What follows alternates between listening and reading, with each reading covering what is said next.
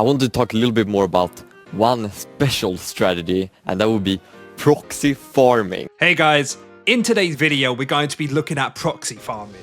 How you can use it like Thebausffs to win games and drive your enemies absolutely crazy, and just as importantly, how to counter it if you ever end up on the receiving end of it. But before any of that, what even is proxy farming and who is Thebausffs?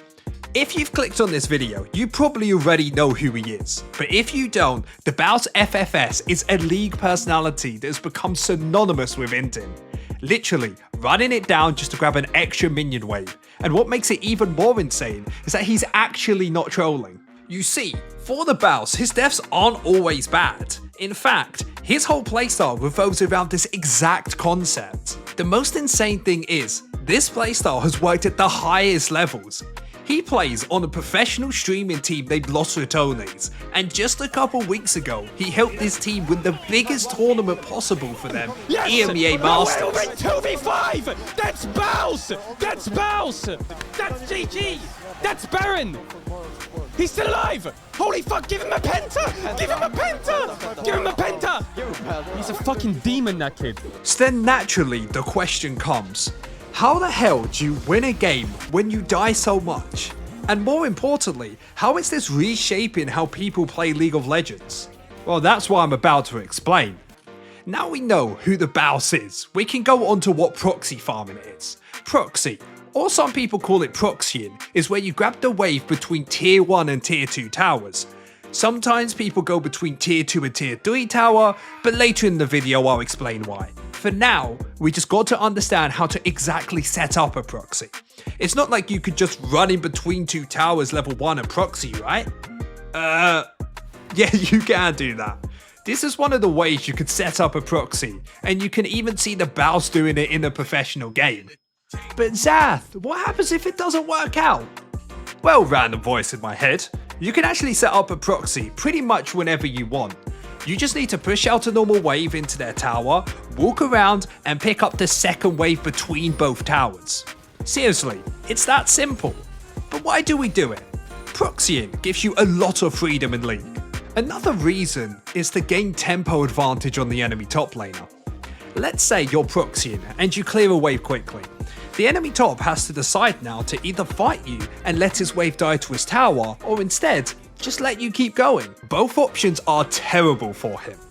Option 1 of fighting you means that he loses the minions, pretty simple. But the second option, if he tries to match you by farming under tower, it's super awkward as he's going to take chip damage from the minions or his tower is going to take the damage. But the main power of option 2 is when this player wants to try and recall and buy his items, by the time he clears that wave near his tower and runs back to lane, that other wave would have been under his tower and he would have lost minions and CS, while the guy proxying, because he caught the minion wave 10 seconds earlier, if he recalls and comes to lane, he would have lost absolutely nothing. Zath, this sucks. Proxy farmers are annoying. I couldn't agree, random voice in my head, but it gets worse. Proxiers don't just get perfect CS, they also get extra time on the map compared to normal players. A minion wave takes 30 seconds to come to lane. This is when a normal person would pick it up, but a proxyer picks it up around 20 seconds, meaning they have an extra 10 seconds to work with, so then they can run towards mid lane for a gank, or maybe steal an enemy camp. This is where the power of proxying lies, using that extra bit of time to make a play. But fortunately, not all champions can proxy, or at least well. Proxy champions need to have certain criteria. They need to have amazing wave clear, great 1v1 potential, good sustainability, and decent escape tools. Every single champion I'm about to talk about has all 4 of these roles. Let's take Thebausffs' Sion for example.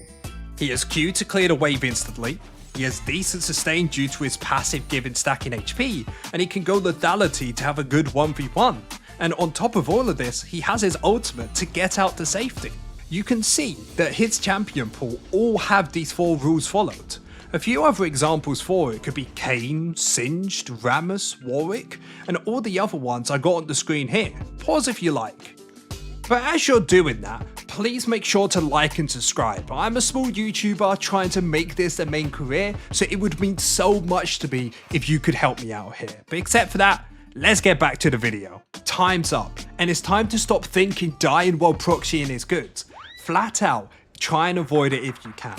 The only reason that you want to maybe die is if you can get stuff on the opposite side of the map. So for example, let's say Dragon's up and your team wants to grab it. If you're proxying on the enemy side, it means that if they come for you, your team will get that objective and win that team fight. So yes, you're dying, but at least your team's winning out. This is what Baus does the best, soaking pressure for his team. When I said that all champs need good 1v1 potential and escape tools, this is why, because it gives you a chance to run away or maybe look to trade 1-for-1 when they have more members on top of you. Another way to stay safe is by warding the enemy jungle. Let's say you're on enemy blue side, I like to ward this spot, while on the red side, I like to ward this spot. Mainly because both of these wards give you enough time to run away if the enemy is spotted on it. Finally, just make sure the enemy just can't run you down and kill you instantly, as that defeats the whole purpose of proxy. With that out of the way, let's say you're on the other side. Someone trying to proxy on you level 1 and is driving you crazy. What are you gonna do? The thing you can do at level 1 is place a ward in both of these locations depending on what side you are. The reason you do this is you can spot out if they want to try and proxy early on into the game, and with this knowledge you have the opportunity to actually 1v1 them if you're stronger, or if you're not, bring over your jungle to look to kill them. Just please remember, if you don't kill them quickly, just return to lane, pick up your minions and just play from there. Also, for you nerds out there, 2 waves equals about a kill worth of gold.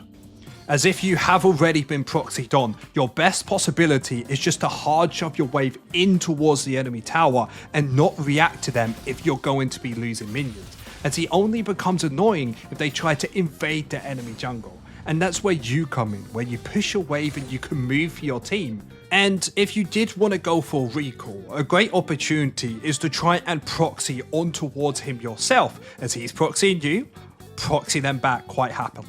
If you don't have yourself great wave clear, you could pick up a Balmy Cinder or a Tiamat to help you out in the early game. And in this situation, you're not stopping the proxying, but you're not getting affected by it as much as what you could have before. The last thing you could do to counter it is by making a play bot side with teleport. If you help your team find a lead, then at minimum you're going even, as even the best proxy player, all they can do is take your tower plates. And that's it. Proxy farming is one of the most unique, annoying, and surprisingly effective playstyles in League of Legends. Whether you're looking to inf for pressure like Thebausffs, or just want to understand why your top laner keeps running behind the enemy at level 3. Now you know what's going on. But remember, not for every matchup, but if you learn the matchups, master your wave clear, and understand the value of death, you'll become a proxy god. And if you're facing it, just stay calm, don't overreact, and play smart. Because the moment you start chasing the Singed or flaming your jungler, the proxy player has already won. But if you have enjoyed this video, make sure to drop a like, sub, and for more weird and wonderful League strats, make sure to comment down below. But I really do hope you enjoyed the video. I have a video on the right here which you might enjoy, but except for that, have a wonderful day and see you later.